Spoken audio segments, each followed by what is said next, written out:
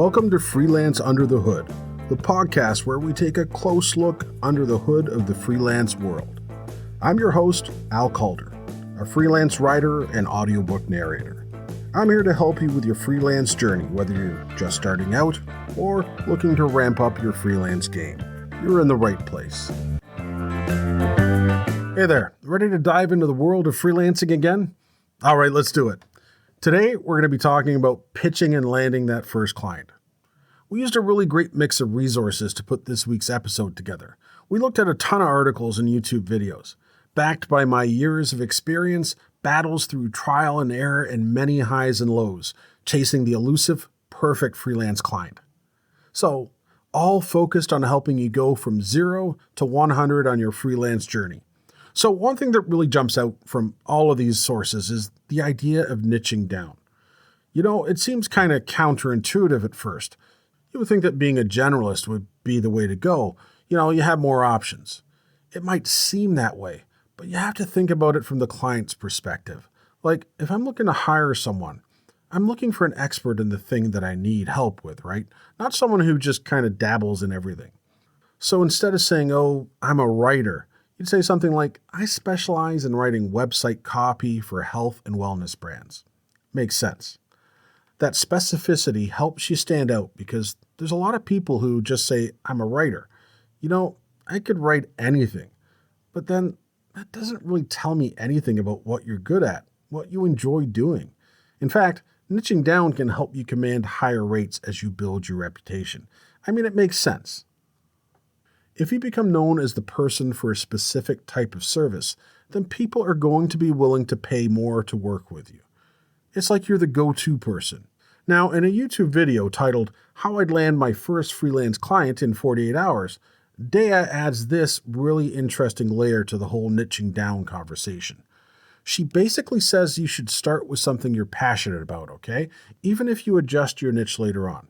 It's like, don't overthink it too much in the beginning. Just start with something that you actually enjoy. You can always adjust it later. And I think that's smart too, because you know passion fuels your work. You're going to be motivated, get better if you enjoy it.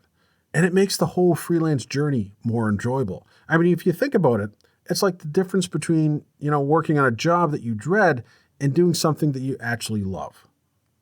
It's just a completely different energy. And that translates to the quality of your work. Ultimately, I think that attracts clients.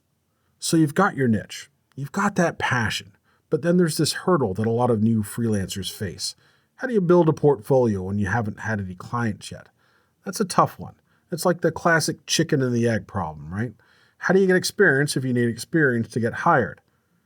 In an Upwork article, there's a really interesting suggestion that addresses this. They recommend creating samples tailored to your ideal clients, even if those clients are fictional for now.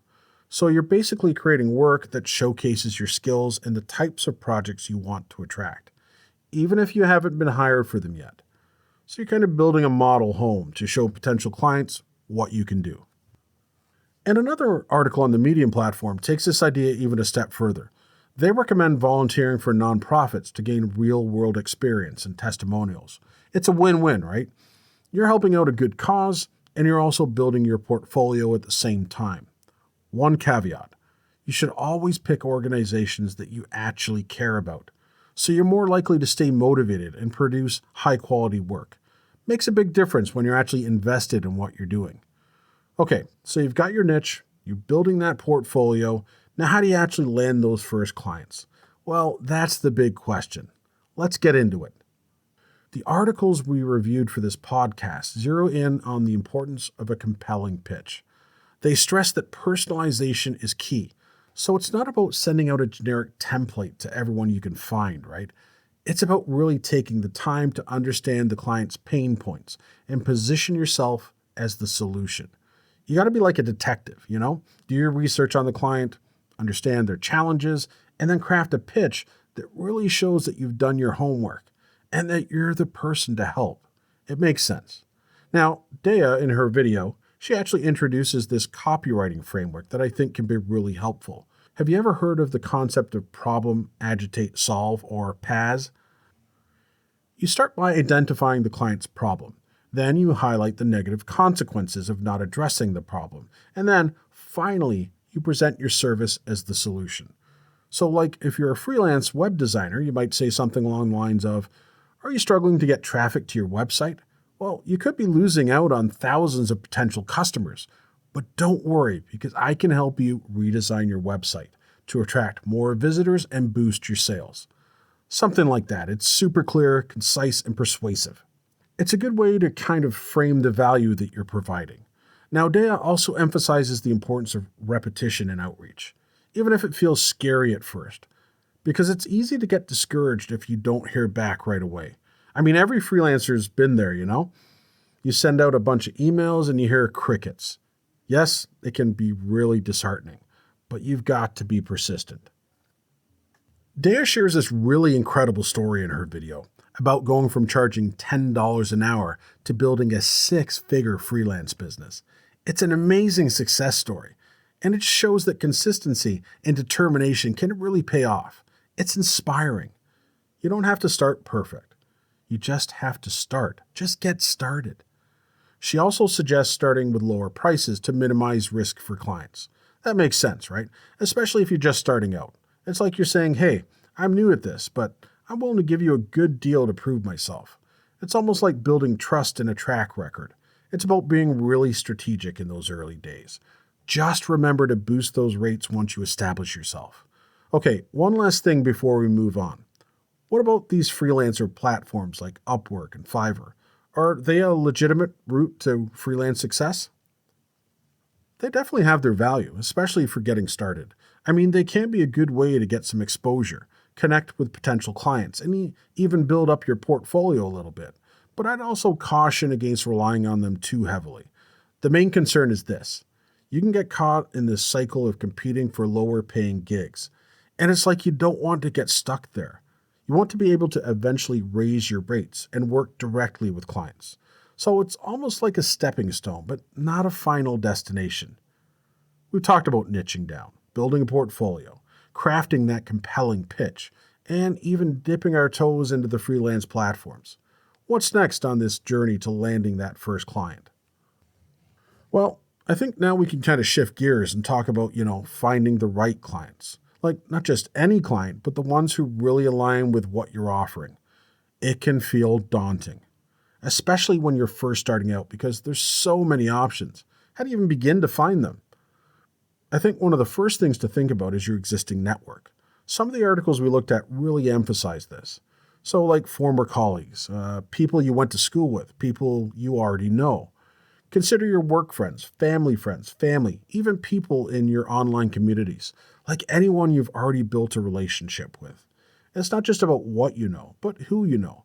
Networking is super important, and it doesn't have to be this scary thing.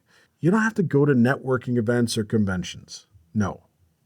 You can just simply send an email to people letting them know that you're freelancing now and the type of work that you're doing. Just putting it out there, right?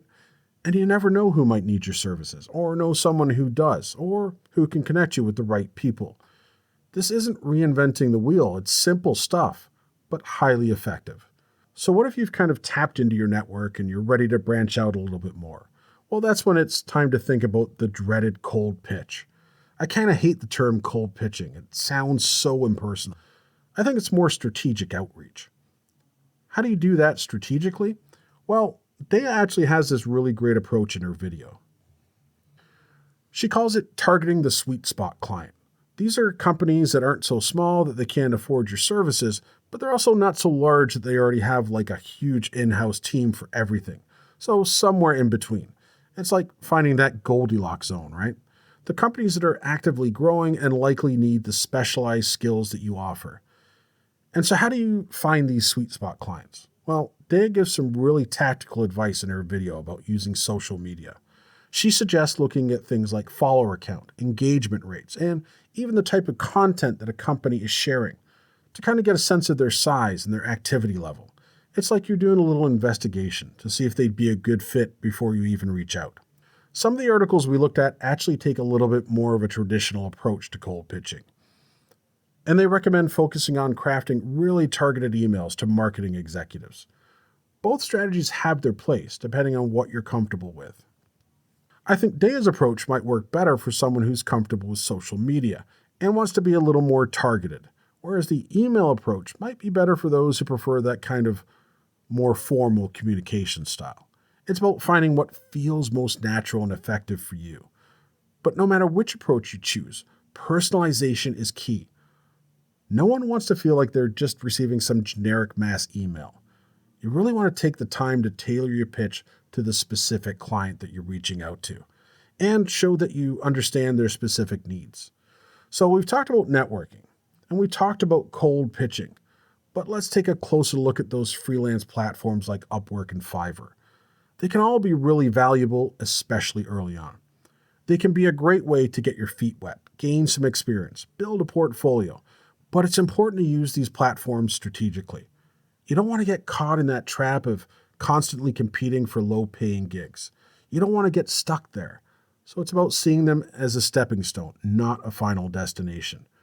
Now, there's one more powerful strategy that we need to talk about, and this one might surprise you.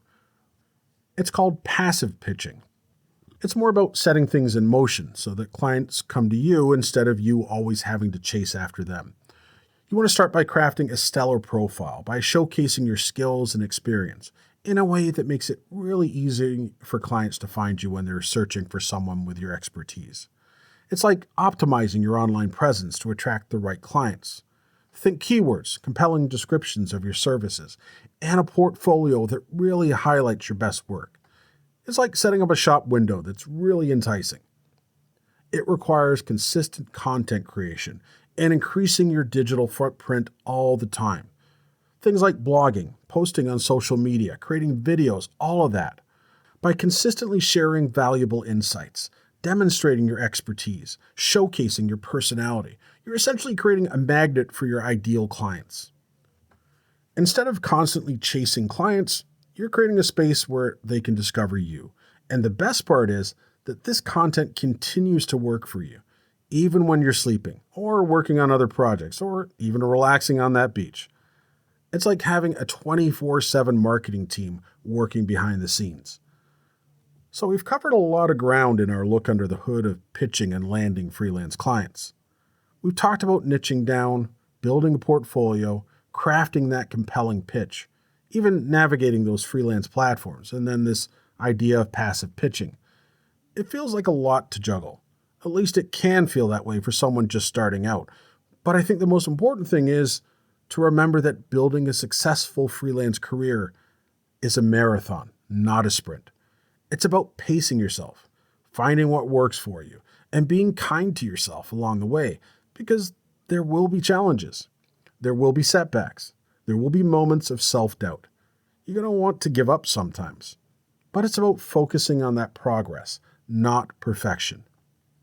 Daya's story is a really great reminder of that everyone starts somewhere. She went from charging $10 an hour to building a six-figure business. That's incredible.